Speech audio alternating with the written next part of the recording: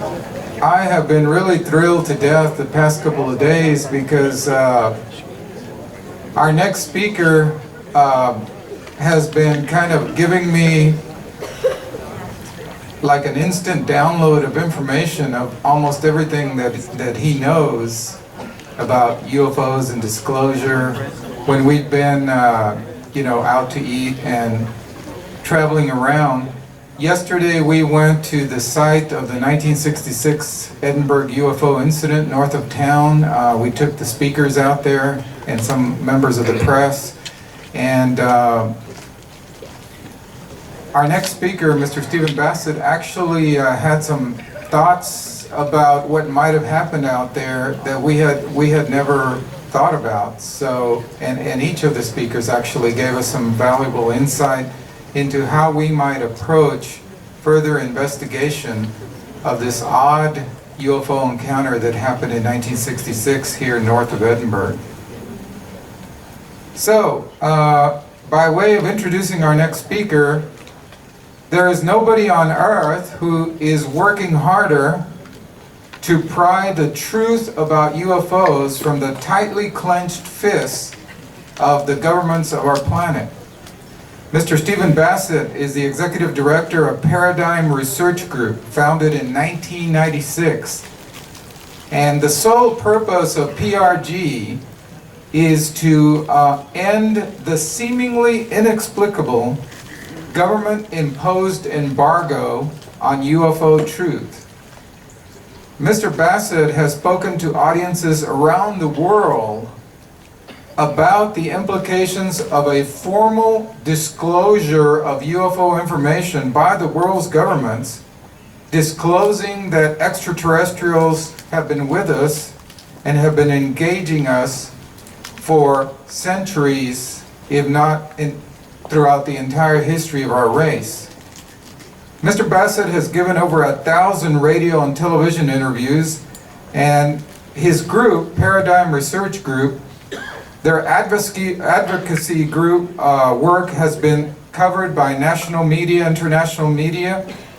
And so, ladies and gentlemen, it's my privilege to present someone who doesn't just talk about UFOs and ETs. He's actually down in the trenches doing everything he can to get the UFO information that's being withheld from the citizens out of the hands of government control. So, Mr. Stephen Bassett now. Let's give him a warm welcome.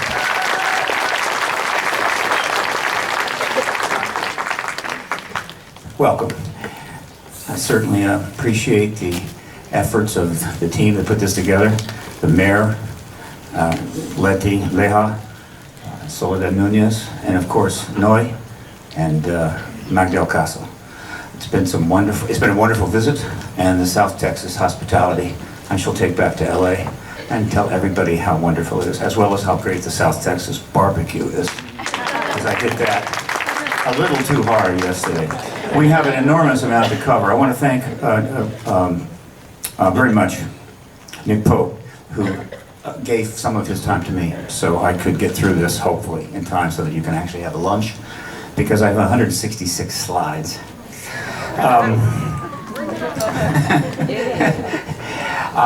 And if you're not, and I wouldn't blame you, not particularly crazy about politics these days, I have to apologize in advance because this is a very, very political presentation. But it is a nonpartisan political presentation, though occasionally it may not sound that way, but it is. We have a lot to cover. Paradigm Research Group is a political advocacy organization with one goal and one goal only for now, and that is to have the President of the United States or another head of state in the world now announce to their people that there's an extraterrestrial presence. It's a very simple thing. It will take about 10 seconds. There's extraterrestrials here. Thank you so much. I'll see you around. I want to quickly tell you that some coming events. If you have friends, or if you can make it over to San Mateo, up in the SFO area, San Francisco area, they have an expo April 27th to April 30th. I'll be speaking there. There may be anywhere from 5,000 to 8,000 people. Contact in the Desert this year has been moved from Joshua Tree Resort to the very fancy Indian Wells Resort with air conditioning, pools, golf courses, and Lord knows what else. They anticipate between 2,000 and 3,000 people there. It's near Palm Springs. So if you can get over there, you have some friends in that area, that's going to be quite an event. 60 speakers, 6 tracks, pretty big deal. And then I will be speaking up in Vancouver. If you have some Canadian friends in British Columbia, we have a one-day, very significant conference, and I think you can see that it's quite an extraordinary lineup, including Grant Cameron, Richard Dolan, and of course George Nora will be there, and Daniel Sheehan, Victor Bigiani. It's all about disclosure. It's a one-day event. I apologize that there are no women speakers on this, and hopefully that'll be corrected in the future. And then I have a very, very special announcement to make. After 12 years, I have finally been bequeathed the honor of being on Ancient Aliens. I'm a patient man. I knew that when I was worthy, the call would come. And quite a call it is, because the 13th season, this is the most successful show on the subject ever. Some people go, no, I don't like it, it's crazy, there's stuff there that's not true. Probably is, but there's some stuff there that is true, and it's the most watchable series, and it's done more than any other series to bring huge numbers of people into this subject and get them interested. Because it's kind of safe. They're in the ancient aliens, they're not around now, they're back then, nothing to worry about. They're opening their season with a 2-hour special, and the focus is on disclosure. And I think I'm going to be all over this puppy. So please, April 27th, 2-hour special, Ancient Aliens. Unlike Giorgio Tsoukalos, I'll probably never have a Facebook page just for my hair, which he does, by the way. If you don't believe me, go on Facebook and Google Giorgio Tsoukalos' hair, and you will get that page. Everything you're going to hear today is very much represented on my website, paradigmresearchgroup.org. Feel free to go there. There's a lot there. And if you go, please subscribe to the PRG email updates. I can get you on my list. I don't send out lots of stuff. So let us begin. Essentially, there's something extraordinary going on that has unfolded over the last 26 years, but has accelerated in the last 2 years. You have seen bits and pieces of it, little story here, little thing there. You sort of know something's happening. What I'm going to do today is show you the picture. I'm going to take the larger picture, connect as many dots as possible, so that perhaps you will see that, in fact, we are just about there. We've been running a marathon now since 1991. The finish line is just up the road, and I think we're going to cross it, barring extraordinary events happening in the world. And of course, we have had a number of those, including an attack on Syria yesterday, which apparently is not going to escalate too much, and that's fine, but you never know what's going to happen. But barring anything extraordinary, we may be near the finish line on the disclosure process.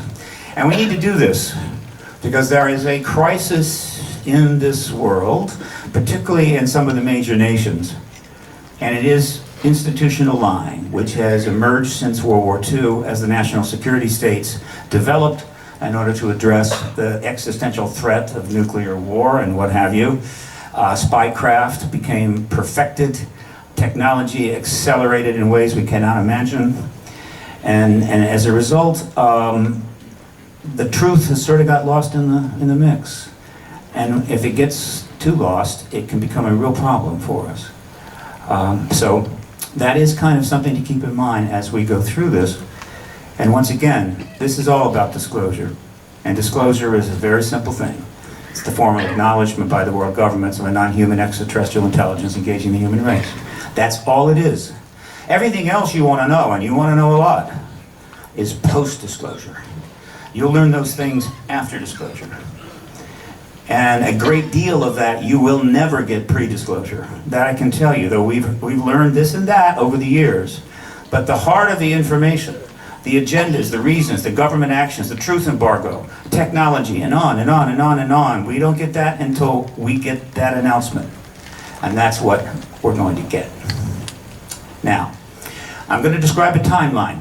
One timeline goes back to 1991, another is about 3 years old. These two timelines, though, are the key, I think, elements of this the story that I'm going to tell you. And they kind of converge at some point. And we're going to move through them really fast. And I'm not going to ad-lib much because 166 slides. If I pull this off, I'm telling you, I should get a medal, something. I don't know what. Here's the first thing on the timeline, is the Rockefeller Initiative, March 29, 1993 to October 1996. And here is the memo that launched it. This is a memo from Henry Diamond, the billionaire Lawrence Rockefeller's attorney, to the Office of John Gibbons of the Office of Science and Technology Policy under President Clinton, requesting a meeting on April 12th. And this was to begin a process in which Lawrence Rockefeller was going to encourage the Clinton administration to release all of the UFO files in the government's possession, which I assure you, if they had released all the UFO files, we would have already had disclosure 25 years ago. And he also wanted amnesty for witnesses that might come forward. This was a serious attempt to bring disclosure about and end the truth embargo. And the reason he made the move in 1993 was because, like many others, he understood that once the Cold War was over, the nuclear threat, which was the principal barrier to disclosure for almost 44 years, was over. And now was time for the people to learn the truth. We went through World War II, did fine. Got through the Cold War, did fine. Now we need to know about the extraterrestrials. And Bill Clinton was president, he was up, and that's who he approached.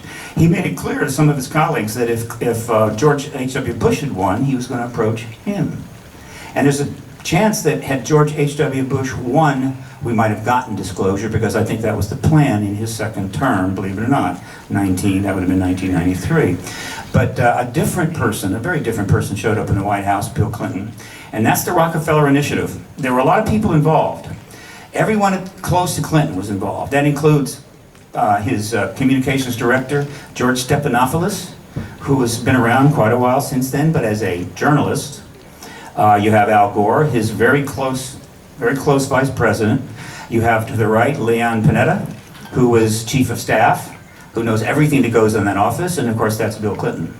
There were several other people who were tied to this and knew about it, including Bill Richardson, a very good friend of the Clintons, and his Secretary of Energy. But the two most important people connected to the Rockefeller Initiative are these two people, John Podesta and Secretary Hillary Clinton, who were directly involved in it. And they were involved in, I guess, this process, which went on for 3 years, ending in October of 1986. It failed. Clinton was stonewalled by the MOD, just as Carter was. The president doesn't have a need to know in this issue. It's been pulled out from under the White House, which is actually a constitutional breach. And he decided that he'd done what he could do, and he had another election to run. And so they all agreed amongst themselves, let's not speak of this again. And all of the people inside the White House that knew about the Rockefeller Initiative have never spoken about it to this day. That they have alluded to it, as you will see, because a lot was going to come later.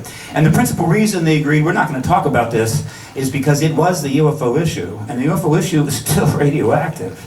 And they all, and I mean all of them, had substantial political ambitions and careers to pursue, and they did pursue them. I don't disrespect that so much, but I think 1993, 25 years is a long time to not talk about maybe one of the most significant events of the 20th century, which is what exactly the Rockefeller Initiative will be referred to. Here is the only known photo of the researchers in the private sector from our world that went up to his ranch in 1993 for a strategy session with Lawrence to discuss how they were going to develop this initiative with the Clinton White House. And I'll get back to this later, but please note this is Lawrence Rockefeller right here. That is, of course, the late, great John E. Mack of Harvard. Leo Sprinkle, and of course, this mouse is going to be a little tricky for me. That is, believe it or not, Lyndon Moulton Howe. And so they met to strategize, and that's the Rockefeller Initiative. There's so much more to it, but that is a very significant event in history. Almost no coverage of the press until many years later, which we'll talk about that. What happens next? What happens next is Grant Cameron, researcher Grant Cameron, received through FOIA 1,000 pages of documents which confirm the whole thing. It was perhaps a mistake, as it happened under the law. The Office of Science and Technology Policy was not part of the presidential records protocols, meaning you could FOIA it, even though it was a White House office. And so he did. And somebody down there said, oh, okay, and sent him 1,000 documents confirming the whole Rockefeller initiative and the involvement of Hillary Clinton and Podesta and so forth and so forth. And he immediately gave a set of copies to me, and I immediately took them to the Washington Post and USA Today, and they immediately go, yeah, you gotta end this news here, right, with the pen. But I'm afraid it was too late. Right? We put them up on the net, and for the next 15 years we kept shoving them up in the nose of the media, saying this is a major story, and so forth. But that was a significant event in this timeline. Grant Cameron will go down in history for this, amongst other things. What happened next? Well, the next is the Clinton administration is over in 2001. A Republican takes over, as you know, George W. Bush, not Al Gore. If Al Gore had won, we might have seen disclosure in that period, 2001 to 2008. But he did not win. But while the Clinton team was never going to speak about the Rockefeller Initiative directly, they had some plans regarding it. And what I mean by this is Clinton was denied access. He was the president, and like Carter, he was told, you don't need to know about that, go away, by his own DOD. He was stonewalled, and he knew it, and so did Carter knew it. He also knew that to try to solve that problem, to break through that wall, to end that constitutional breach would have created a massive political story, chaos everywhere. It would have been awful and difficult, and frankly, he, like Carter, went, I don't need that. Let somebody else solve this problem someday. And I don't particularly disagree with that. I don't know what I would have done if I'd been president. So that doesn't mean that having been denied what would have been one of the greatest political legacies of all time, that the Clintons did not necessarily have some thoughts about down the line, all right? Maybe one of them would be the disclosure president one day. So what happens? Well, in October 22nd, 2002, former chief of staff to Clinton and advisor and someone who was fully aware of the Rockefeller Initiative, turns up at the National Press Club and makes a rather extraordinary announcement. Or statement, rather. I was there. I was sitting in the front row. The right to speak and the right to print without the right to know are pretty empty. So I believe that the notion of open government, freedom of information, the fundamental tenets of the Freedom of Information Act are really part and parcel of our First Amendment rights. I think it's time to open the books on questions that have remained in the dark, on the question of government investigations of UFOs. It's time to find out what the truth really is that's out there. We ought to do it really because it's right. We ought to do it because the American people, quite frankly, can handle the truth. And we ought to do it because it's the law. Now let me be clear, no former chief of staff to a president, no key advisor to a president had ever said anything like that publicly. And this was said at the press conference for the Coalition of Freedom of Information, which was set up as part of a sci-fi channel program. They funded it, and that was in conjunction with the release of their extraordinary miniseries, or rather extended series, which you may recall called Taken, which was produced by Steven Spielberg in the Sci-Fi Channel, which was about abduction, and it's an amazing series. It's still out there. You can find it.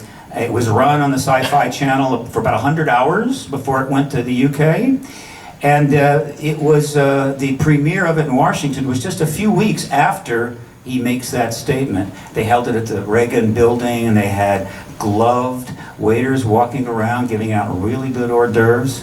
I was there for that, and the hors d'oeuvres. And they showed one of the shows. But that's John Podesta making that statement, October 22nd. Then, as you can see from this article, they came back a year later, had another press conference where John Podesta, in front of even more press, restated the fact that we need to release all the UFO files. This is the National Press Club, October 23, 2003. All right? What happens next in this timeline? Governor Bill Richardson was part of the Clinton team. He was Secretary of Energy, very close to the Clintons, so we consider him part of the group. And in March 2004, knowing that he was going to run for president, he writes a foreword to a book that came out called the Roswell Dig Diaries, which is also connected to sci-fi. And in this foreword, he says, the mystery surrounding this crash has never been adequately explained, not by independent investigators and not by the U.S. government. Well, the U.S. government did explain it. It was very adamant about it. Well, the third explanation was very adamant. It was a mobile balloon and crash test dummies. He said it wasn't explained, so he's basically calling the Air Force a liar. There are as many theories as there are official explanations. Clearly, it would be helpful if the U.S. government disclosed everything it knows. The American people can handle the truth. Who else just said that? John Podesta said that. No matter how bizarre or mundane, with full disclosure in our best scientific investigation, we should be able to find out what happened on that fateful day in July 1947. So that's a foreword to a book published. It's in writing. It's forever. And he knows he's going to run for president anyway. So clearly the Clinton team and their future certainly does not exclude engaging this issue, but carefully, because they don't want it to jump back at them, because it's still one of the third rails of American politics. What happens next? Next, we have President Clinton turns up in Hong Kong for a conference of some sort, and he gets asked about extraterrestrials. And kind of, I think, if you're a former president and you don't want to be asked about something, it's not going to happen. But if you do want to be asked about something, it's going to happen. And so a lot of people never saw this because it was Hong Kong, but it's out there on the web. And so here's what he had to say. Now, I'm not able to play all of these clips in full because that would take 2 hours. But I'm going to give you just enough taste so you get the idea.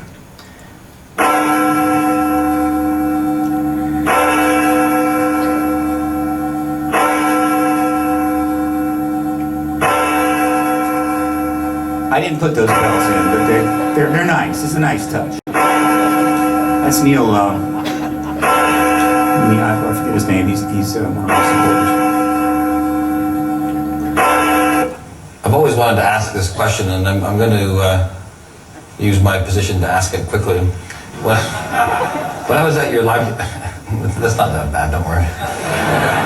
When I was at your library opening, I was standing in your replica office, Oval Office. It's an incredibly powerful feeling. I've never been to the White House. I'm not a Republican, but I looked at your desk and I was wondering, from president to president, whether you pass a list along of secrets that only you, a couple of President Bush Sr., President Bush, Jimmy Carter, Gerald Ford, now like, where's Jimmy Hoffa?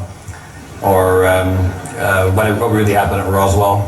So without giving away any state secrets, is there something we can all look forward to in the future to read about that you know that we don't know that will really make the National Enquirer required reading? I don't know if you all remember this, but there was actually, when I was president my second term, there was an anniversary observance of Roswell. Do you remember that? People came to Roswell, New Mexico from all over the world. And there's also a site in Nevada where people were convinced that the government had buried a UFO and perhaps an alien deep underground because we wouldn't allow anybody to go there. And I can say now, because it's now been released into the public domain, I had so many people in my own administration were convinced that Roswell was a fraud, but this place in Nevada was really serious. There was an alien artifact there. So I actually sent somebody there to figure it out. And it was actually just a secret defense installation in the labs and doing boring work that we just didn't want anybody else to see. So I can't think of that. I give you a serious thing though. I spent a lot of, in 2000, I was Remember those words. And by the way, most of what he just said there is actually not true, but it's sort of true. It sort of it alludes to what is true, but that's Bill Clinton for you. Okay, he's the master of that, right? He can razzle and dazzle you, but there is in fact truth in what he just said, and that was 2005. All right. What's next?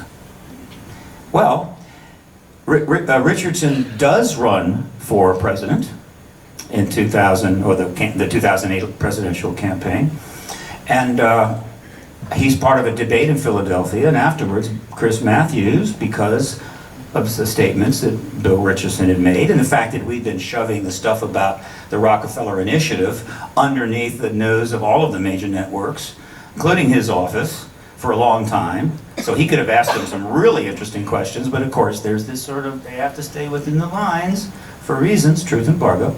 Nevertheless, he pins him down after the debate is over and pops this question on him, and I encourage you to watch Matthew's face when suddenly he realizes what Richardson is saying. Well, being from New Mexico, Governor, and being the governor of that state, do you believe in UFOs? I mean, it's an odd thing to ask. I wouldn't have asked it except Dennis Kucinich, candidate for president, U.S. congressman, tonight said that he saw a UFO. Do you think that's credible? Or is that disqualifying for a presidential candidate to say you've seen UFOs? You know, I've never seen one. Roswell, New Mexico is the hotbed of UFOs, and I promote Roswell as a tourism issue, but there is no credible evidence. I'm talking about Roswell. The fact is, Chris, you have to be a booster Chris, for UFOs the federal, in that state? No. The federal government has not come clean on all that issue, and it should. But no, I've never seen one. I doubt of their existence, but I admit, I'm the governor of the state.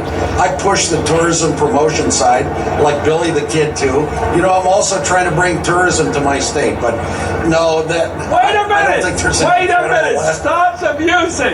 Stop the music, Governor. Did you say the United States government is covering up a history of a UFO sighting in your state?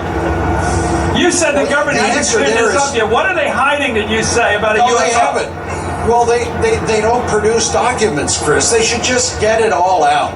And there's a known history about this. What is the conspiracy? What is your belief if that they they're hiding? released all documents? Look, I don't believe they're UFOs, but the government has not handled this well over the years. That's a historical fact. It's like on every issue, the energy papers of Secretary Cheney. They overclassify everything. There's too much bureaucracy. But, we do in Roswell, New Mexico, have a tradition of a UFO museum. It's a tourist attraction, and I don't think there's any credible evidence there is. But the government would help their case if they just declassified all the papers. Boy, I don't think I've ever seen a politician have to dance that hard.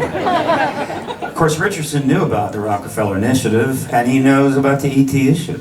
He's known about it for probably a very long time. He's running for president. He still thinks he has a chance, and Matthews hits him with that. And so he danced, and he danced, and he danced, but then the good part of him, and he's a good man, a very competent man, one of the really strongest politicians of the last 34 years. He's had tremendous jobs, including ambassador to the UN. But the good part of him kept kind of coming forward and trying to say something meaningful. You could see him doing that, and that's when he said something that seemed meaningful in the subject, is when Matthews goes, "What?"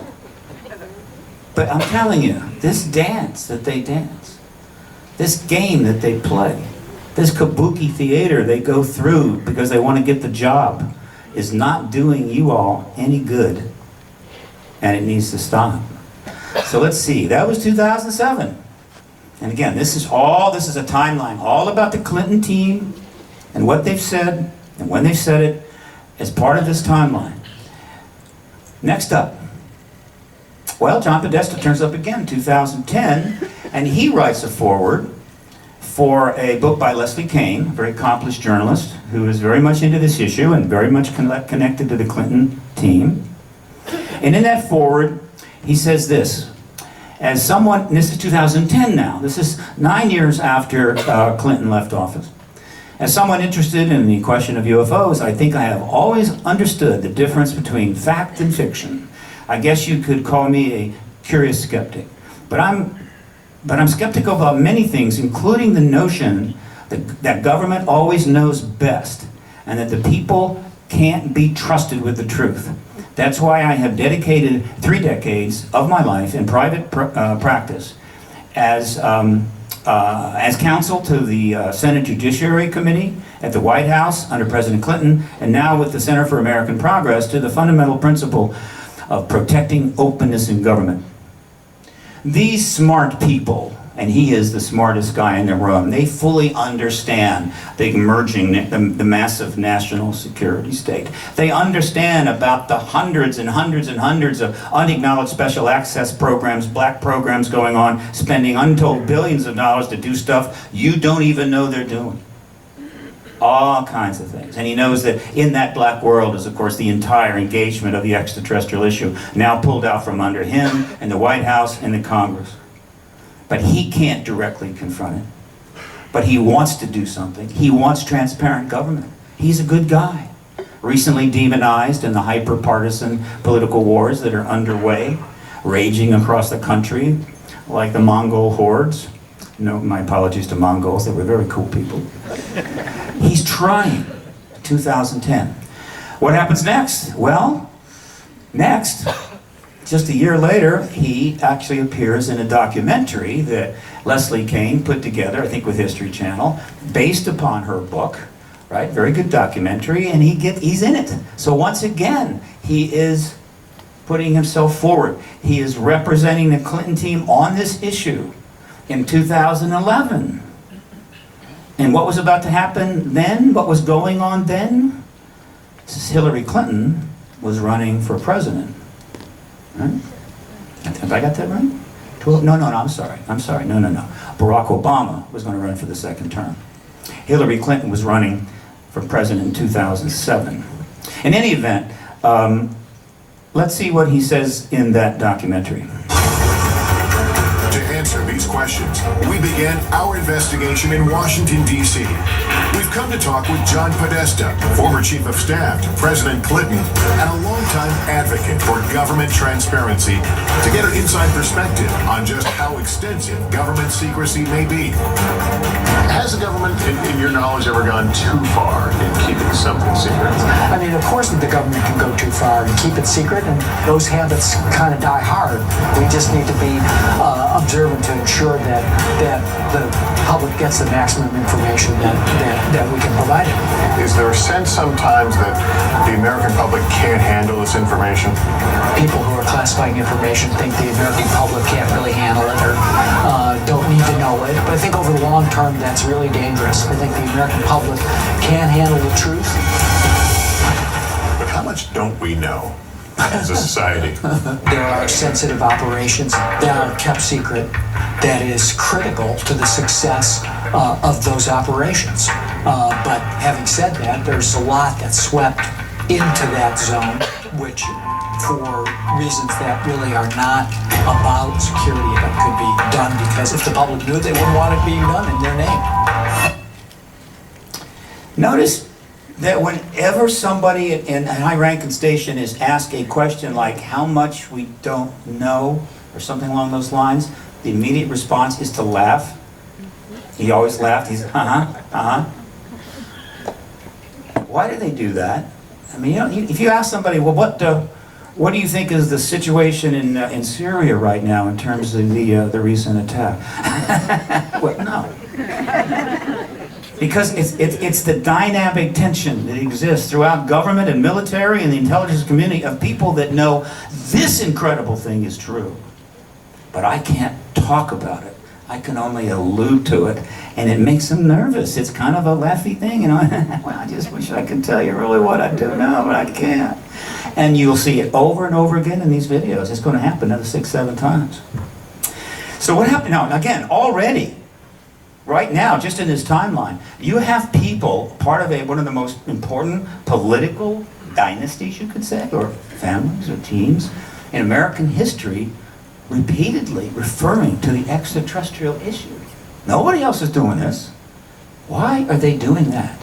Are they having fun with us? Are they playing a joke? Of course they're not. They know things incredibly important. They want to address it. They're compromised by past actions as well as the truth embargo. They're doing the best they can. What's up next? What's up next, 2013, is when Paradigm Research Group got some money in order to make a major maneuver, and this maneuver was fundamentally about the timeline that we're talking about. Essentially what happened is that I got enough money from a wonderful Canadian to put on the citizen hearing on disclosure in Washington, D.C. It was held at the National Press Club over 5 days, and 42 witnesses from 10 countries gave 30 hours of testimony to 6 former members of Congress. And a mock congressional hearing. The motto was, if the Congress won't do its job, the people will, right? Though it's expensive to do their job. It was a major event, and there was a huge amount of testimony, but the key testimony, there were 3 hours there about the Rockefeller Initiative, naming names, Clinton and Podesta, before these members of Congress. And of course, we filmed it all in high definition. And that was deliberate, because this was going to be the platform for what was going to come next. So that event was April 29, May 3, 2013. Okay? It's another look at it. And I'll just give you a little taste of kind of what it was.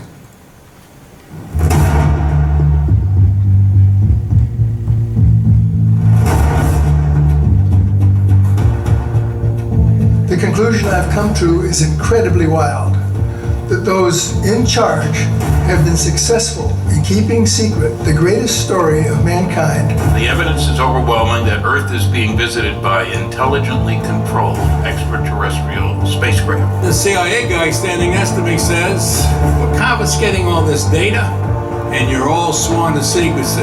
They've all been studying this. They have more data than I do. So the government has dumped disinformation and misinformation into the field for decades. They've undermined research. I have lost faith in representative government.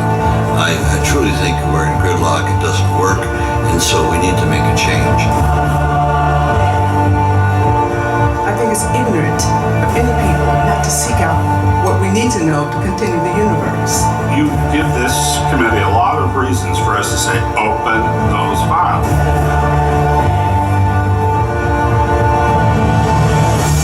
You're walking up to it and you touch it. What do you do? Touch it, that? Do you grab it? Tell us about that. Okay. I started doing the walk around 360 of the object, and as I came around, I seen there was an inscription on the front, and this is what you saw, right? That's what I saw. So I started walking around the craft, and I seen the glyphs, and as I ran my hand from the fabric of the craft, it was smooth to touch. You ran your hands along it? Oh, yeah. I believe that the time is now to lift the veil of secrecy that has shrouded this subject for over 60 years, and the subject of UFOs should now be openly accepted in the mainstream media.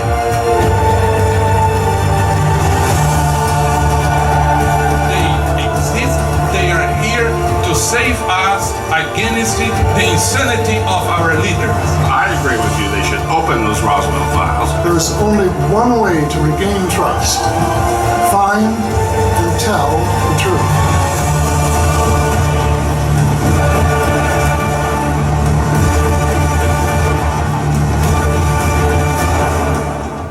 If it's out there, if it's real, we have a right to know. You can still see all of this at citizenhearing.org. You can access the high definition. It doesn't cost too much, and they will be available. Now, what happens next is, let's see, did I go there? Okay, I got a little bit ahead of myself. All right, let me just back up. So, in addition to filming it, we live streamed it for all those members of Congress and their staff and all of those fine journalists, the Washington Post and so forth, who just were a little reluctant to come down to the National Press Club and be in the audience in case somebody saw them, and it could be embarrassing for them. So they could watch it in the safety of their office. And so we're sure many of them did, and they watched this. All good. So what's next? What's next was the political initiative. which was to be launched on May the 11th.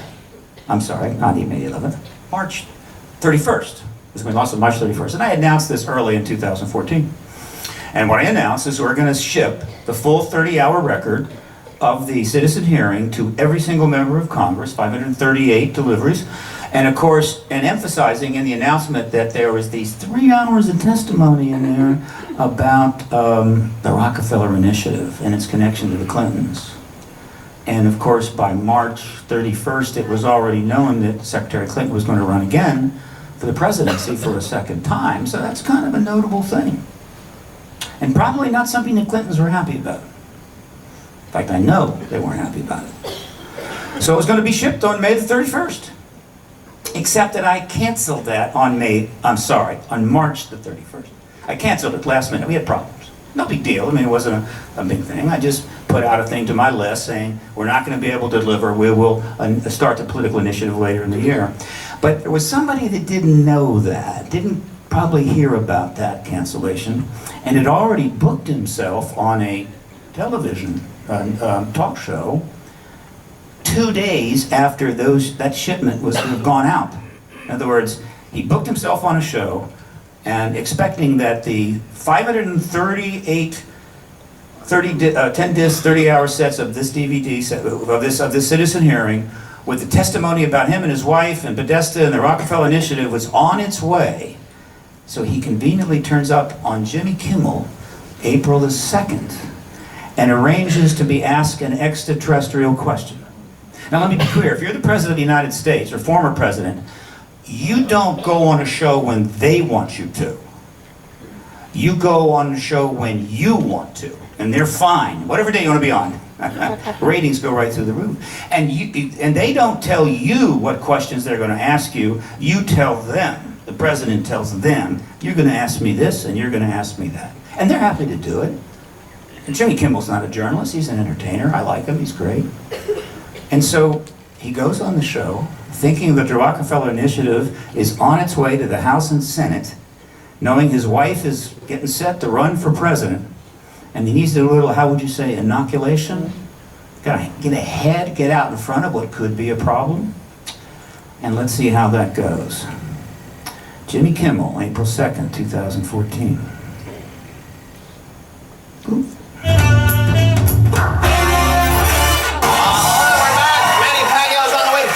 Clinton is here with us, so if I was president, and I won't be, let's be honest, the first thing I would do after putting my hand on that Bible and taking that oath to serve the country is, I wouldn't even probably finish the oath. I would run to the White House. I demand to see all the classified files on the UFOs. Because I want to know. I'd want to know what has been going on. Did you do that? Sort of. Sort of. Yeah, we had, I think it was at the beginning of my second term, we had the anniversary of Roswell. You waited that long? I did. Wow. Well, I didn't. And then there's also Area 51. You remember there was a great sci-fi movie where there was an alien kept deep under the ground in Area 51? So first I had people go look at the records on Area 51 to make sure there was no alien down there. And people thought that because everybody who works there has to stop about an hour away and put on special clothing and then drive in and out. And that's because a lot of our stealth technology is made there. We know that now, but there are no aliens there. So then when the Roswell thing came up, I knew we'd get, zillions of letters. So I had all the Roswell papers reviewed, everything. If you saw that there were aliens there, would you tell us? Yeah. You would? Well,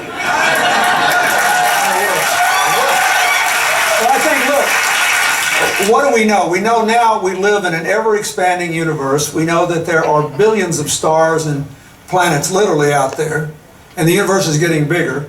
We know from our fancy telescopes that just in the last 2 years, more than 20 planets have been identified outside our solar system that seem to be far enough away from their suns and dense enough that they might be able to support some form of life. So it makes it increasingly less likely that we're alone. Oh, you're trying to give me a hint that there are aliens. No, I'm trying to tell you I don't know. Okay, first thing I want you to note is that remember when he's asked if he's going to release the files and he said he would? Notice how the audience clapped? You'll find that when this kind of thing happens in any of these kind of engagements and something like that is said, the audience always claps because they want the files released, right? Because they can't handle the truth. And they do have a right to know. The other thing you need to know is most of what you just said was not true. But it alluded to the truth. Right? This was an inoculation. This was a move they had to make because Steve Bassett has been on their butt since 2001 on this issue, and I'm never going to relent because I have no other jobs that I could possibly do besides this.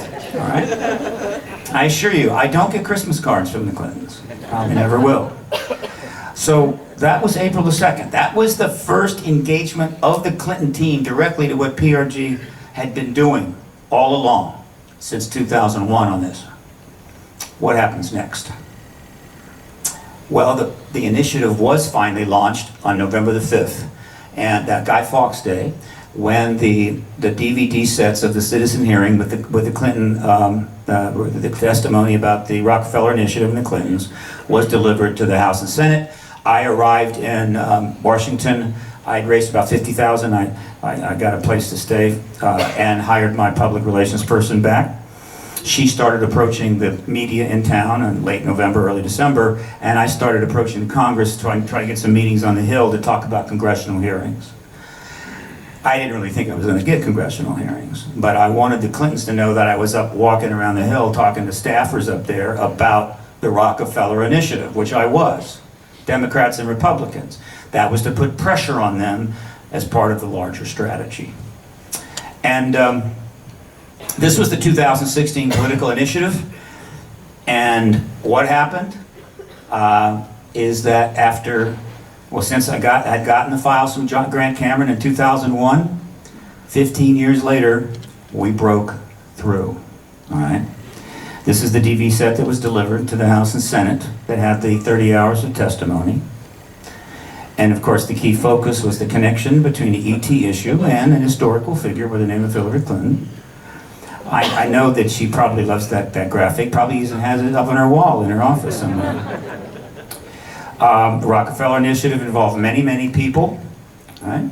And once again, let me emphasize that no one in the Rockefeller team at that time, or even as of today, has ever referred to the initiative itself. They talk about the ET issue, but they never mention that, and the reason is simple.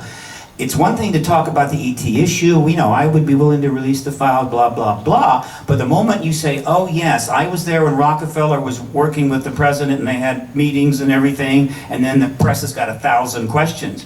Well, what did he say? When did he come in? What did you do? Did you go to the Pentagon? Et cetera, et cetera, et cetera. And they can't answer those questions because if they did, the whole thing blows up. And it blows up at the wrong time. Because let me be clear. By this time, Secretary Clinton had made a commitment that what was denied her husband by the MOD, by the Military Intelligence Complex, and denied Jimmy Carter, which is a briefing which the president has the absolute authority to get on this issue, was not going to be denied her, and she was going to be the disclosure president and obtain one of the greatest political legacies in all of history. And the purpose of this whole project was to do that, to close the constitutional breach.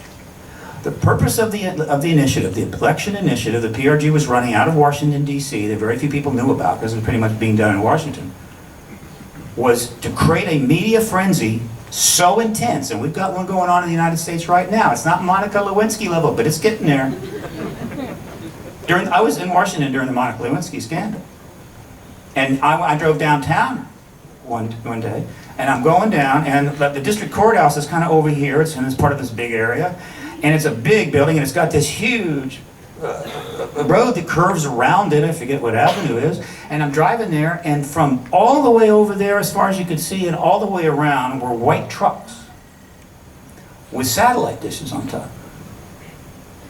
And I'm thinking, what's going on here? Well, they were trucks from every news channel that could get there in time. There was probably local stations from Washington State there, trying to get a glimpse of Monica Lewinsky, who was appearing in the courthouse that day. That's how intense that frenzy was. We wanted to create a frenzy that intense, and if we did, the press would get so on fire, they'd head on down to the Pentagon, camp out there, and say, we're not leaving until you start answering some questions about the Clinton ET connection and everything that we've been hearing from Podesta, blah, blah, blah, blah, blah. And the Pentagon would realize the jig is up, and the White House would probably realize the jig is up, and they would have to do something that they haven't done ever so far, and that is come together and have a little meeting. A lunch, maybe in the basement of the Pentagon. Some representatives from the DOD, some representatives from the White House, and they'd come together and say, look, what do you need from us to be able to tell the people the truth about the ETs? Okay, fine. And then the White House would say, well, what do you need from the White House on this? Because they both have serious, how would you say, logistical issues here. This will be the most profound event in human history, and they've all got huge baggage. They just need to work it out. Again, the constitutional breach could be worked out in a public arena by any president who wanted to force it, but it would create a massive problem and a huge story and a huge blow to the trust of America in the Constitution itself, and they just didn't want to do it. But this would be a soft closure, just a little understanding over lunch at the Pentagon, and once they reach that understanding, the president walks into the East Room, goes to the end of Cross Hall, and says there's extraterrestrials here, and finally we have disclosure. That was the plan. It was a good plan. That was it. And we got a media breakthrough, finally. The first story started in early December. The first article actually mentioning the Rockefeller Initiative occurred in January. It was written by Billy Cox of the Sarasota Herald Tribune. And this is the age of the internet, folks, and so it's not like print stories just, there's some print article, you pick it up in the street. This is also the internet article. And the internet article has hyperlinks to the videos and documents and evidence and all kinds of stuff. And there it was. And over the next 2 years, 400 articles were written in mainstream English press around the world about the Clinton ET connection. While she is running for president and one of the most contested president's campaigns ever, it cost $3 billion. 400 articles, more than all the political coverage of this issue in the previous 70 years. Boom, boom, boom. And I was really excited. I thought, boy, we've done it. This is it. I started developing relationships with reporters. Eventually I had a source relationship with 42 reporters, including 2 Pulitzer Prize winners. What's a source relationship? A source relationship is when you're in kind of regular contact and you're sending them updates, all right? Preferential updates. Not just a reporter, you send them an email, no. Source relationship, 42 reporters. And they're writing these articles. But they were doing something else. Because, and again, these articles, we're talking New York Times, Washington Post, the Times of London, Chicago Tribune, Boston Globe, New York Magazine, New York, you name it. These articles were everywhere. I know you saw some of them, but you may not have known there were 400 of them. Well, when you do an article about something like our Clinton connection to the ET issue, you're supposed to call up the campaign and ask for a comment. And that's what they were doing. They were calling up Podesta, they were calling up Clinton campaign. And Podesta and the campaign had another plan. They knew they couldn't answer those questions. They knew they couldn't go there. They had to respond to this issue because the champagne was out of the bottle, but horses were out of the barn. On every other analogy you can come up with. The toothpaste was out of the tube. And so, what did they do? Podesta knew the wolves were finally at the door. The campaign was 18 months still to go. And she can't be the disclosure president until she gets to the White House. And yet these articles are happening. And so what Podesta decided to do, and he's a brilliant guy, is he said, we've got to say something, but we will be careful. We will choose venues that we control. We're not going to get in a Q&A with Maureen Dowd or Wolf Blitzer, right? But we're going to say things. We're going to drop Easter eggs so that it shows that we're not trying to play games about this. We're trying to be open about this. And thus, of course, once we get to the White House, we can really pull the cork out of the bottle, and I'm going to be the disclosure president. It was a great strategy, and they played it. It was like somebody that says, look, I don't like to be in the woods. I can't go in the woods because there's ticks out there and poison ivy and stuff, so I'm just going to use a 7-iron, and I'm just going to hit 120-yard shots right down the middle of the fairway, all the way to the end of the golf course, all the way to the 18th hole. I might score 150, but the point is, it'll be safe. He played it down the middle. A brilliant strategy. Only had one problem. But in any event, so this is the political initiative that's going on, and we're moving forward very aggressively. It's fantastic.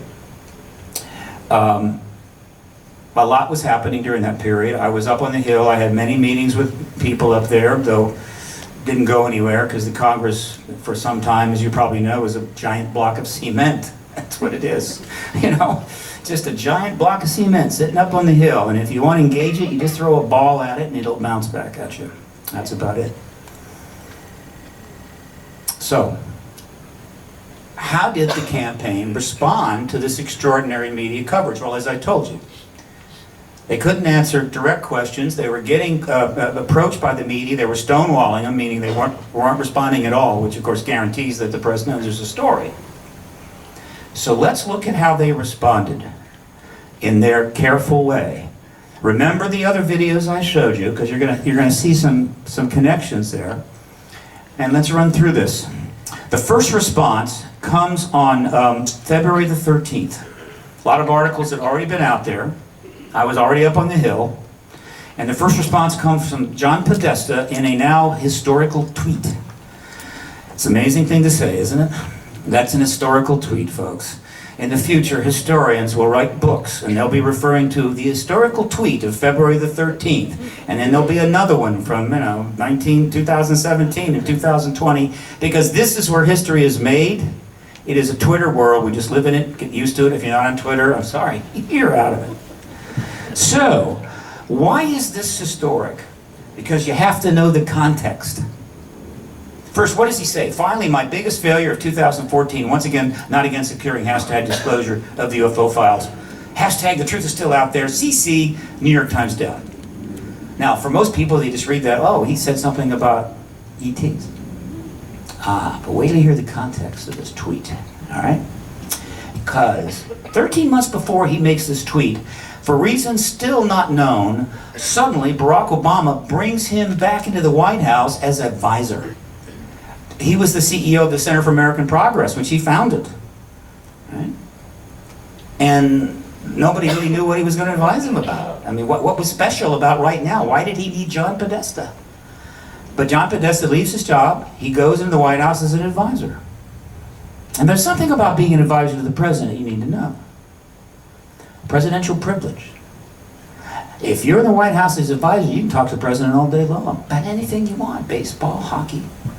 And the press not going to know about it unless you tell them. And you can't FOIA it because it's under the presidential records. It's privileged communication. And so he had 13 months to talk to talk to Barack Obama about what he wanted. Like maybe extraterrestrials, or the plan, or what was coming, what they wanted to do. And in any event, after 13 months, he had to leave. Why did he have to leave? Because he was about to become the campaign chairman of the woman who was the leading candidate to be president. So he advised Bill Clinton, he advised Barack Obama, and now he's going to be the campaign chairman of the next president. He's kind of a high-profile figure, if you know what I mean. In other words, anything he does and says is scrutinized. And so naturally, when you're leaving the White House and going to run a new campaign, the last thing you do, the last tweet you make going out the door is going to be about UFOs, wouldn't you agree? Wouldn't any other politician have done that? Has any other politician done that? No, none have ever done that. And so here's what it is. Finally, my biggest failure of 2014, once again, not securing hashtag disclosure of UFO files. Once again, is referring back to the Rockefeller initiative when Clinton couldn't get anything because the DOD stonewalled him. but he doesn't mention it directly. So that's important. And then why does he say hashtag disclosure and not just disclosure? Well, as part of the political initiative, which was launched on November the 5th, 2014, Paradigm Research Group, utilizing one of its Facebook groups called the Disclosure Lobby, which had 15,000 members, launched what is now, I'm sure you know about this, called a tweet storm. You're familiar with tweet storms? I know you got tornadoes that cruise through here once in a while, okay? But a tweet storm is when a lot of tweets show up, all right? Not one or two or three or four, but you get a lot about a particular subject. Well, between late November and March of 2015, the group working with PRG sent 2.5 million tweets to the members of Congress on the key committees and all of the political media. About 20 of them finally blocked us, can I say. After they got maybe 500 tweets on the subject, they said, I've had enough. And all of the people that were working the tweet storm were encouraged to put hashtag disclosure in the tweet. So he uses the hashtag we were using, and by the way, he was getting some of these tweets too. It was kind of a shout out of the UFO files. The truth is still out there, but why does he copy Marine Down? What's the point of that? Well, that's because there's a backstory you don't know. In 1997, the Air Force, under tremendous pressure because of the fact that Clinton had been making queries and had asked the Air Force to do a re-examination of Roswell, not review every one of the files, but do a re-examination. And Corso's book had come out, and it was estimated that maybe 200,000 people were going to turn up for the 15th anniversary of Roswell.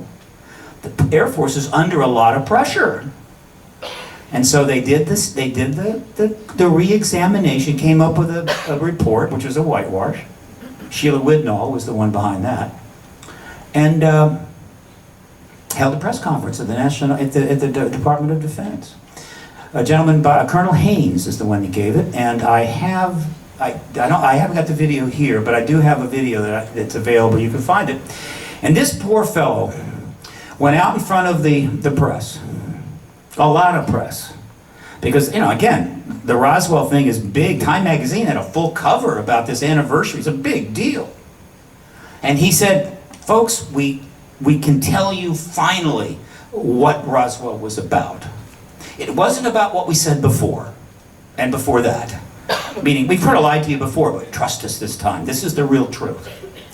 It wasn't a raw wind balloon, it was a mogul balloon, a special balloon that was used to detect radioactive events and maybe launches in the atomic tests in the Soviet Union. Okay, well, I mean, that's kind of special, though everybody knew well into the Cold War that we were checking for any kind of bomb events in the Soviet Union. And now it was like, what, 1997, the Cold War had been over 6 years. So you're mentioning this now? Okay, fine, it was a mogul balloon. But then they had another problem, because there were bodies. Too many witnesses had come forward talking about the bodies. And it was definitely in play. It was a legitimate aspect of the Roswell event. And this, of course, is courtesy of Stan Friedman and Don Smith and Thomas Carey and all those fantastic researchers that interviewed hundreds of Roswell witnesses and got their testimony on paper and on video and on audio. Good people telling the truth, who had been told and threatened by the Air Force to say if they said anything, their bones would turn up in the desert. And it was a problem, and so they had to address it, and they did. They said those bodies that you saw, you thought you saw, of those 5-foot gray things in 1947 weren't actually what you saw. What you saw were crash test dummies that we had been dropping out of airplanes in order to test various kinds of equipment and what have you. And, well, they were Air Force crash test dummies, so they were Air Force looking, 6 foot, 6'2", nice hair, looked like Ken dolls, all right? And they had Air Force uniforms on them and equipment and everything. And we dropped them, and you came across one of them. But we didn't actually drop them until 1952. So you time compressed your memory there. So this is what Haynes told the press that day. People that think they saw alien bodies in 47 actually saw Air Force dummies, 6 feet tall Air Force dummies in Air Force uniforms in 1952 and confused the two over time. That's what he said. This poor SOB, this poor guy. And the press were falling out of their chairs. It was too much. They were laughing. And we have a little bit of the tape, but we don't have the full tape, and I would kill to get the full tape, right? And Maureen Dowd was there. And shortly thereafter, she wrote a column about it in which she basically said, this is total bullshit. Right? Hadn't written a thing since, though. And that's why he copied Maureen Dowd. This is getting more interesting by the minute, isn't it? So now what happens next? 1 month later, guess who now goes on Jimmy Kimmel? And by the way, Barack is part of the Clinton team and had been going some time back. Right? I mean, he and the Clintons had a problem because the campaign got kind of nasty. But they had to kiss and make up because there was bigger fish to fry here. And so when Barack wins the election, he makes Podesta his campaign, his transition chairman to pick the new government. And of course, they pick Hillary Clinton as Secretary of State, Bill Richardson, Rockefeller Initiative, tried to get him as Secretary of Commerce. They brought Leon Panetta, Rockefeller Initiative, made him Secretary of Defense. In other words, they're bringing the team back together again. Okay? So he's part of the team.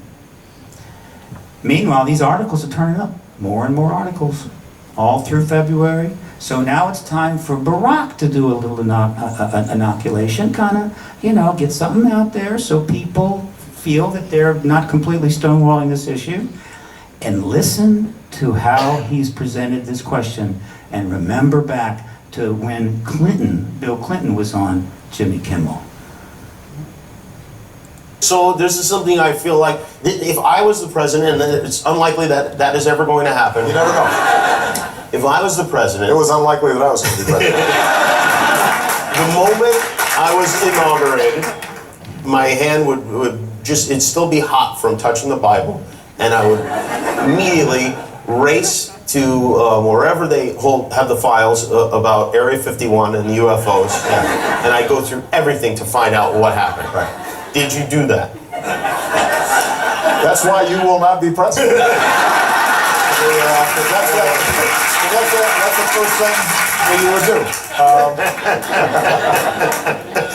The aliens won't let it happen.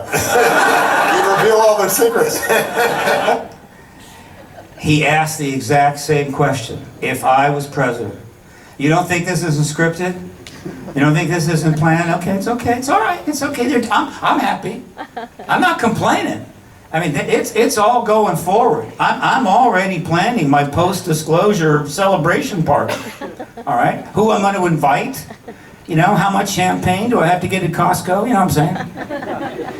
What happens next? Now, a lot of time goes by. A little time goes by because that's back in March of 2013. The next thing that happens is in September 28, 2015, Hillary Clinton, just before the debates are about to get going, we're talking about the initial primary debates, which is a very important thing, right? Very important. And just before those debates, about a week before the debate, she gives an interview to Lena Dunham, who's an actress, kind of a millennial. It's a reach out, very nice interview. It was all very cool.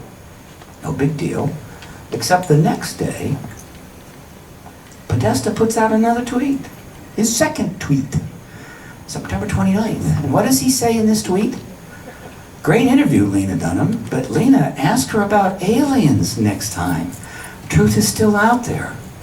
And then copies Hillary Clinton just to make sure nobody thinks this is some sort of a rogue joke he pulled. Why on earth does he do that? Why bring it up? It wasn't even necessary. And he brings it up as she's about to go into the first debates. He's basically telling the debate moderators, maybe you should ask her.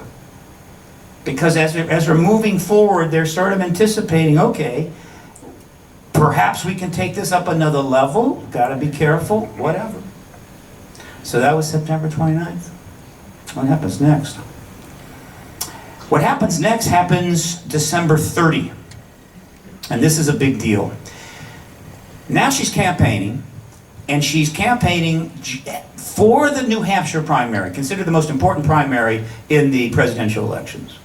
You don't do well in the New Hampshire primary, you may be done. She's up there, she gives a 3-hour presentation to the board of the Conway Daily Sun, and afterwards she walks over to this fellow, Damon Steer. Why? Because he's interested in UFOs. And when she campaigned for the last time for president, 2012, or 2008, he asked her about it. And so he knew that he was going to ask her again. And so he walks over and he asked her about the UFO thing and what she's been saying. And in 90 seconds on the record, she says, I think I need to release the files. We maybe need to set up a task force to investigate Area 51. And then the big one. We may have already been visited. We just don't know. Okay, this is the leading candidate to be president before the most important primary in the primary season, while campaigning, says we may have already been visited, we don't know. Let's count how many politicians have ever said that. Ever. 0. All right? That generated scores of articles around the world. I couldn't keep up with them. They're all on my website, by the way. You can go read all 400 of them if you want to. So that's a big deal. Okay, fine. We're moving forward. Oh, this is out of sequence. I forgot to switch this around. I'm sorry. So that was in December 30th. But actually, 2 months prior, October 6th, right, before the Conway event, it's time for Bill to go back on and get an ET question again as part. And remember, these are controlled environments. They know what they're going to be asked. It's arranged in advance. This is not a journalist. It's kind of fun. They can say stuff. And so he goes on Colbert this time. And guess what? He arranges to be asked another ET question. Now, there's so little sense that Washington can get anything done. Some people actually go there with the intention of getting nothing done because they believe the government's the problem. And get rewarded for it in election. Exactly. Yeah. If the United States, or if the entire world, let's say, were in danger, if the aliens had a craft right over the North Pole, okay, and they're going to incinerate the planet, we have to send somebody up to say, here's why you shouldn't wipe out humanity. Here's why we're worth having hope in. And we sent you up. What would you say to the aliens to justify our existence? No pressure. No pressure, sir. It sounds like an encounter I've had many times over the last 30 years. Here's what I would say what the great microbiologist E.O. Wilson said in his book, The Social Conquest of Earth. I'd say, you don't want to get rid of us because of all the species that have ever lived. In spite of all of our bullheadedness, we are the great cooperators. And we live in a planet and increasingly in a universe that is interdependent. So we got to do this stuff together. And we're your best chance on Earth. If you wipe us out, what are you going to do if you get hit by an asteroid? Okay, hang on. Oh, come on, don't do that. Okay, first of all, does anybody think that Bill Clinton goes on the Colbert Show to do an interview, maybe get asked some questions, and is able to just pull a quote from O. Wilson? What's his first? I forget his name. The great biologist, out of the air, right? You don't think that quote he already had that set up and planned to use because he knew the question was coming? That was really cool. I like that. And then December the 30th, you've got the Conway thing. All right. Now understand, keep in mind, as we move this timeline forward, the articles are still coming out around the world. In newspapers, in England, huge amount of articles in England. Oh man, England was all over this. About the ET connection to the Clintons and the previous statements they'd made and the Rockefeller Initiative and all this. Okay, so now February 11th, it's time for Barack to do his thing, kind of lay out another Easter egg, and this is one of my favorites because of this little girl. I'll tell you, if I had to adopt a little girl, I would immediately put in a request for this gal. This is and all set up. This is all set up. It's all planned in You have advance. questions for the president? This is a big moment. You can, whatever you want to ask. What's your first question? So, is there really a book of secrets? That's a secret. Like, what kind of secrets would you want to know? What would be in the book of secrets? If aliens are real. Ah. Well, what do you think? Well, after watching this TV show, I think aliens are probably real. Golly. Okay. Well, Which TV show was that? I think it's called like America's Book of Secrets. there you go. Well, seems like somebody spilled the secrets already. I thought that was classified. That's the book of secrets, and yet there's a TV show. Yeah. Well, the truth is, Macy, we haven't actually made direct contact with aliens yet, but when we do, I'll let you know. Yeah. Okay. Yeah. All right, that's February 11th. March the 1st, 2016. We're into the primaries, debates are going on. It's time for Podesta to get back into the saddle. And he goes a little further.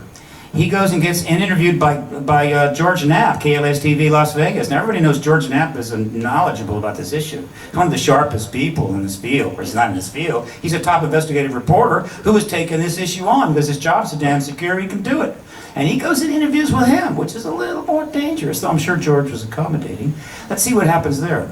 Several U.S. presidents are on record talking about the UFO mystery. Yeah, Presidents Jimmy Carter, Ronald Reagan both had UFO sightings of their own, but the current presidential campaign might be the first in which UFO disclosure has been championed by a major party candidate.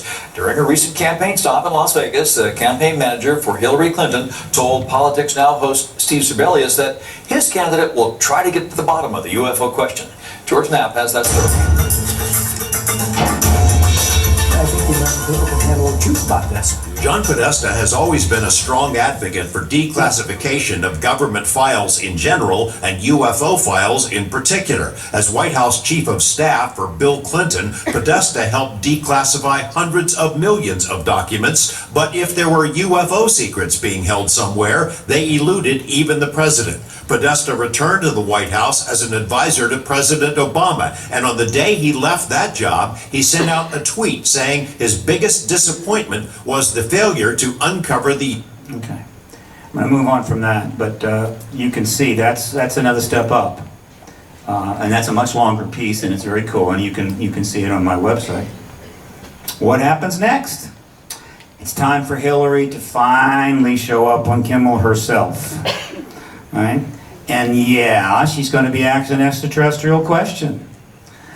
It's March 24. We're deep into the campaign now. It's getting trickier. Debates are underway. When we had your husband, President Clinton, on the show, he said, I asked him about UFOs in Area 51, and if you looked in, because if I was president, that's the first thing I do. I go right into those files and see what was going on. Right. And he said that he did do that. Yes. And then he didn't find anything.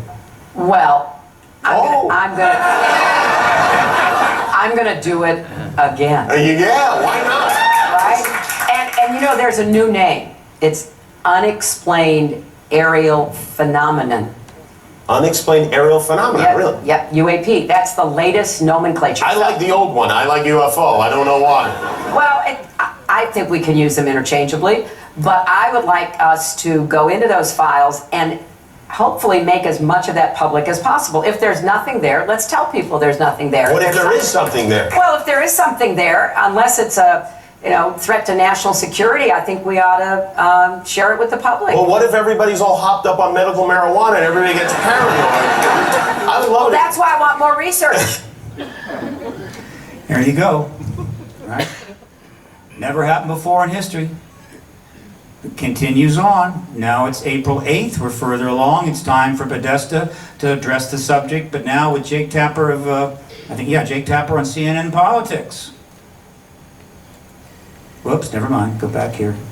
Here we go. Tell us what you're going to do when it comes to Area 51 and whether or not the U.S. government knows of aliens should Secretary Clinton be elected president? Well, what I've talked to the Secretary about, and what she said now in public, is that if she's elected president and she gets into office, she'll ask for as many records as the United States federal government has to be declassified. And I think that's a commitment that she intends to keep and that I intend to hold her to. Have you seen any of these documents? You were White House Chief of Staff years ago. President Clinton asked for some information about some of these things, and in particular, some information about what was going on at Area 51. But I think that the U.S. government could do a much better job in answering the legitimate questions that people have about what's going on with unidentified aerial phenomena, and they should, the American people can handle the truth, so they should. American people can handle the truth. There it is again. All right. By the way, it was not Area 51 he looked at. It was Roswell. Yeah. You look at Area 51. That's just a cover. Hang on. Let me see if I can get out of here. No. Come on. Okay. Now what's next? What's next is, this is, and I want to, she goes, just before the New York primary, the date eludes me, it's not there, but she goes on an FM radio show, which is both radio and audio and video, and gets asked again about the ET issue. But I need to get... If you become president, are you really going to tell the truth about UFOs? Because I'm a big extraterrestrial. Are you a big guy? Huge. I saw a flying saucer when I was in third. He actually got in South Carolina. In South Carolina. He got abducted by. And he has some marks on his shins from them. I think I've been abducted a few times. But are you going to tell the truth about aliens? Thanks. You're not going to the White House now. Thanks. No. She promised. I did. Oh yeah. No, these are two separate issues. You definitely are coming. Yeah, I have said I want to open the files as much as we can. I mean, if there's some huge national security thing and I can't get agreement to open them, I won't. But I do want to open them because I'm interested. Do you believe? I don't know. I want to see what the information shows, right? But there are enough stories out there that I don't think everybody is just sitting, in their kitchen. Okay. That was the only time in this entire scenario that the contact thing ever got raised. I don't think she expected that, but he raised the contact issue, which I know was a moment for her. She's going, oh God, but it passed very quickly, because that's really getting into deep end of the pool if you're running for president. And that brings us to June the 2nd, 2016, the last time any member of the Clinton campaign spoke to the issue. And it was at the Recode Conference in Rancho Palos Verdes, which is a high-end tech conference, $6,500 a seat. And he was once again asked about the issue, and he addressed it. Come here. Where are you? People who are serious leaders in this community. UFOs. UFOs. Why are you so interested in UFOs? It's interesting. I've always been sort of a sci-fi guy, but I didn't pursue it very much. When I left the White House, I met a woman named Leslie Kean, who is a journalist who really has championed the cause of opening up government files on unidentified aerial phenomena. She's gotten a lot of former generals, former scientists, people who are knowledgeable to say that there's a serious and unexplained series of events around the world, and the public has a very big interest in it, and governments tend to think that this is not a career enhancer to talk about it. And I worked with her and filed an FOIA case on a case of a crash that occurred in Pennsylvania. Okay. So, let me be clear.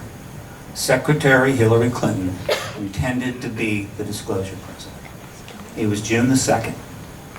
The White House was just over the horizon. They pretty much figured they had made it, and they shut up. And they never said another word about the ET thing to anybody after that, because the election was going to be theirs and it was all going to work out. As far as my plan had not happened either. The media storm that I hoped to generate did not take place. But I wasn't overly disappointed, because I said, well, there's so much now out there and so much media ready to launch. The moment she's elected, it's going to go boom. some good.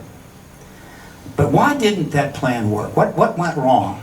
Well, a lot of things could have affected it, but the most important was this. The debates. Remember them? Weren't they fun? There were lots of them. There were 36 debates and forums, all right? 400 or 500 candidates, as I recall. This is a primary debate in the Democrat side, and here is just a few of the Republican candidates on the Republican side. But something odd happened. In spite of 400 articles, in spite of all of those comments that you just saw, in all of the 36 debates and forums in which something like 28 Republican candidates were asked questions, 4 Democrats were asked questions. And eventually, in the presidential debate, Trump and her were asked questions. Not one question about the ET issue and her connection from any moderator at all. What? New York Times, Washington Post, Times of London, LA Times, Chicago Tribune, videos, links to documents, Rockefeller Initiative, totally out new. Why? How could that have happened? I have a theory, just a theory. These are many of the fine journalist news hosts of the shows that you watch on the cable and network news. And what you need to know about them is they're all multimillionaires. A couple of exceptions are newbies. They're all multimillionaires. The salaries run between $1 million and $25 million a year to host those shows. And you can see how it breaks down. You'll notice that the ones in red are ones that were moderating the debates. In fact, the way it works under the Presidential Debate Commission, which ensures that virtually no third-party candidates are ever involved, is that the moderators selected from these news shows hosts, and they have complete autonomy to write the questions that they want to write. No influence from the commission, no influence from the RNC, DNC, not even influence from their network. In other words, it's independent journalism. You're going to ask the questions that you want. You have control. And every one of the moderators was news hosts, with one exception. And they're all multimillionaires. So if you're a multimillionaire, and you're moderating this debate, millions of people are watching you, you think you're tempted to maybe, let's just speak some truth to power here. Let's ask any question that's appropriate, any question that's in the news, anything that, well, the people have a right to know. Even if it's going to cause me a little problem. If you're worth $10, $15 million, do you need a problem? Do you need to risk that job? No, you don't. You're going to stay away from the third rails. And if you watch those debates, you held your head in your hands and said, my God, is these the questions they're asking? Why don't they ask this? Why don't they ask that? Megyn Kelly, I have to admit, she took the bit between the horns and she went after Donald Trump in the very first debate. And boy, did she get her knuckles wrapped over that. That's why that question wasn't asked. All right? Well, folks, you better fix that pretty soon. You're going to pay a heavy price. So, Hillary's great plan to be the disclosure president did not quite work out because she didn't win the election. I sent an email to John Podesta, and basically I said, John, if she'd come fully clean on the ET issue, she'd called up Maureen Dowd and really talked about the Rockefeller Initiative and come out, she'd have won. But there's 20 other things she could have done that she'd have won. I mean, it's just not that, but that was important because that's her fundamental flaw. When it comes to speaking truth to power, none of the Clintons can do it if it jeopardizes their political ambitions. They're good people. They lie for good reasons. Good liars. Beneficial liars. Benign liars. But ultimately, when it comes down to it, they can't tell the whole truth. And that's why she lied. It wasn't just about the ETs, about a whole bunch of other stuff. She lost the election and I went into a deep funk, okay?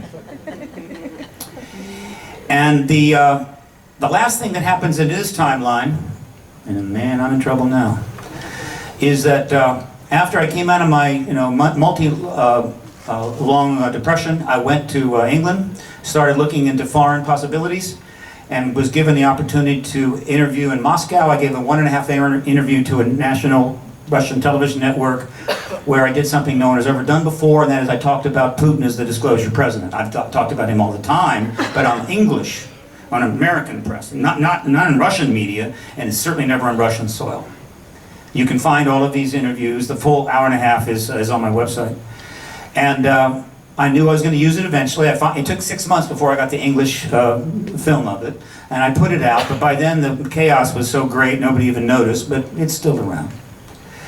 And that was on Ren TV, and it was about this guy, very complicated figure, this fellow, but it was all about getting his attention. In addition to doing the interview, I also took 6 meetings with 6 different groups of former members of the Soviet and Russian government who had dealt with the ET issue. It was a mild discussion. There's 4 of them, 1 of me, and 1 translator, and so basically we said, hello, how you doing, what'd you have for lunch, and that's about it, didn't care. I took the 6 meetings knowing that Putin would know for certain that I was in Moscow. So that was done in 2017. And that's one of the interviews. I'm going to move on now. Okay, now we got to move really, really fast. Here's the second timeline. The second timeline starts in 2015. All right, what's going on? Tom DeLonge starts meeting in 2015 with members of the Pentagon and the CIA. This is a long process, very complicated. He had an idea, they had an interest, he finally got through, got some meetings, and they cooked up a plan. This was all happening through 2015, early 2016. He actually met people inside the Pentagon, he met people at NASA, he met somebody from Skunk Works. This is a big deal, it's all happening, no one knows what's going on, it's all in secret. And what happens next is on March the 27th, 2016, he finally announces the basic intent of this plan to George Norrie on a very long interview, 3-hour interview on Coast to Coast AM. This is Tom DeLonge. Don't underestimate him. He looks like a kind of goofy guy. He's 42, but he's kind of like a millennial. He barely made it through high school, but he liked music, and he formed a band. He was able to traverse the treacherous music industry to create a successful band that sold 15 million records. When that band took a sabbatical, he formed another band, sold 15 more million records. He started up 6, 7 businesses. He never succumbed to the rock and roll syndrome, drugs and all that stuff, married his high school sweetheart, settled down with a couple of kids, and he became an autodidact, meaning he read books like crazy and has probably read many more books on this subject than I have. He's been involved in the issue for years, and that's how he turns up. He goes on Coast to Coast and basically says, I'm meeting with insiders, I got a 10-person advisory team, we're going to be putting information out in multimedia format. We're going to try to portray the military intelligence people and the CIA people as good guys. They really have our best interests at heart, and they want to help. And I didn't believe a word he said until the book he talked about on that show came out 1 month later called Secret Machines, and I realized this may be the real deal. All right? And so I started really paying attention. By the way, the second book just came out recently called Secret Machines of Fire Within. All right? And so that was the announcement, March 27th. What happens next? Something very interesting happens. One of the reasons Clinton lost, but one of the hundreds of reasons he lost, trust me. There's no one reason. But out of nowhere, the WikiLeaks dumps all of Podesta's emails.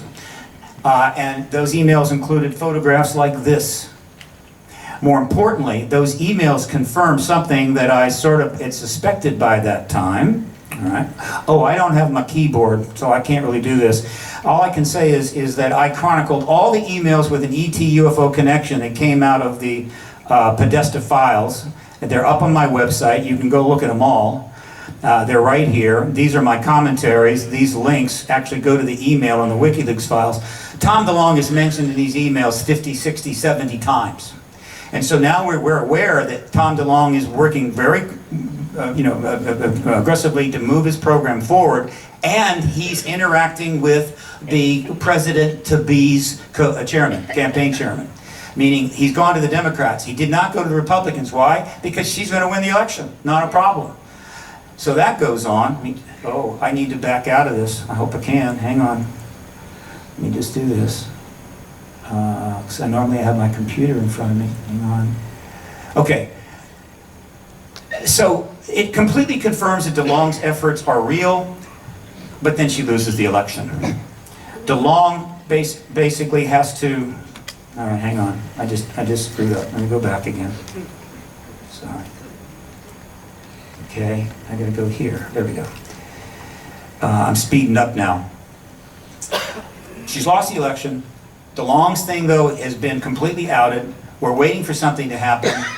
And then another interesting thing happens. The day before the inauguration, the CIA releases or makes readily available worldwide 13 million pages of declassified documents, including UFO stuff. That's notable, right? And then the next thing that happens is Robert Bigelow turns up on 60 Minutes and gives one of the most significant interviews ever in history. And I'm down to 2.5 minutes. I'm going to get some of this. Hang on. And if you didn't hear this interview, you got to hear it. Here it is. And Bigelow is a very important figure in all of this. The approach wasn't lightning fast. But on this canyon road just outside Las Vegas, Robert Bigelow's story takes a turn that some may find, to put it lightly, improbable. He told us this is where his grandparents had a close encounter with a UFO. It really sped up and came right into their face and filled up the entire windshield of the car. And it took off at a right angle and shot off into the distance.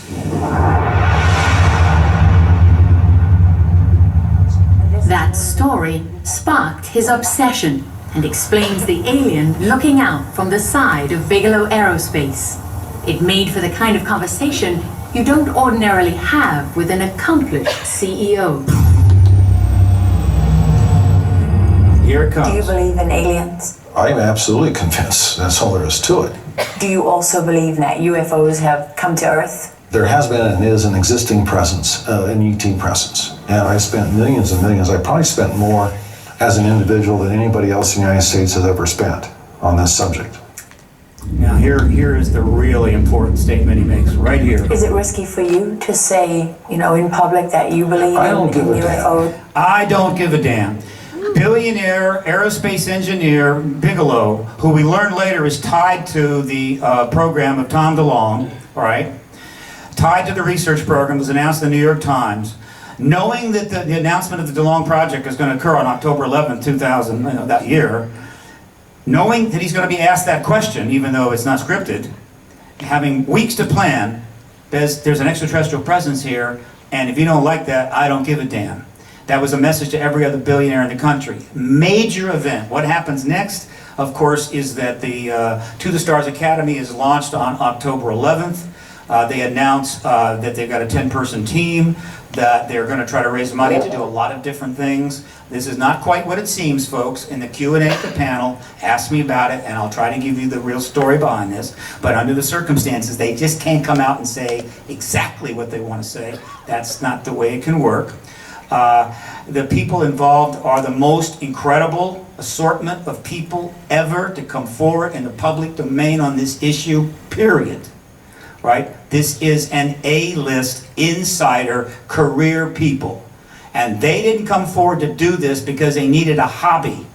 This is the MIC, the DOD and the CIA has decided, and there's 40 people behind them still not known, that they are going to get they're going to become part of the solution and not the problem. In other words, the CIA and the DOD is now, in their own careful way, advancing the disclosure process. And in an interview that was submitted to the IUFOC by Elizondo, when asked, are you afraid that these actions could trigger disclosure sooner than maybe you want? And he said, it's fine with me.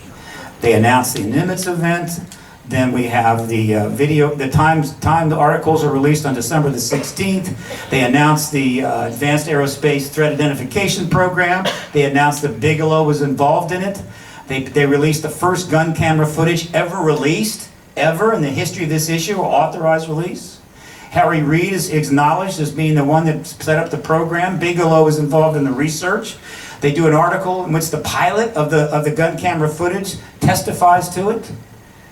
And then on March the 9th, just a short while ago, Christopher Mellon, one of the team people, is given an op-ed in the Washington Post where he calls on the Pentagon to investigate this issue. Of course, they never stopped investigating it. There are 3 groups involved: the Rockefeller Initiative Group, the National Institute of Discovery Sciences Group, and the Stars Academy Group. There's overlap, but Bigelow is the key person. If you got a project, you always want a billionaire. And there he is in 1993 at the Rockefeller Ranch, Robert Bigelow, at the beginning of the Rockefeller Initiative, in the effort to get Clinton to release the UFO files 25 years ago. He is a major player. Follow what he does. All right? And remember, there's 40 or 50 people inside. And if I get a chance at the panel discussion, I will show you this trailer to the documentary Disclosure, which PRG has gone into a joint venture with Never Ending Light Productions to do a theatrical level documentary covering everything I just told you, with the intention of interviewing everybody I just talked about, including the Clintons, including the researchers, including Bigelow, right? And we're going to put it up on the big screens.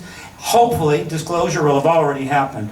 And we need to raise $600,000. It's crowdfunded. I'm available for your emails and calls. Thank you so much, folks. Thank you so much. Folks, we're going to take an hour for lunch. I've been told to announce that Jason's Deli has food available up front. It's $8 for one of their lunch boxes.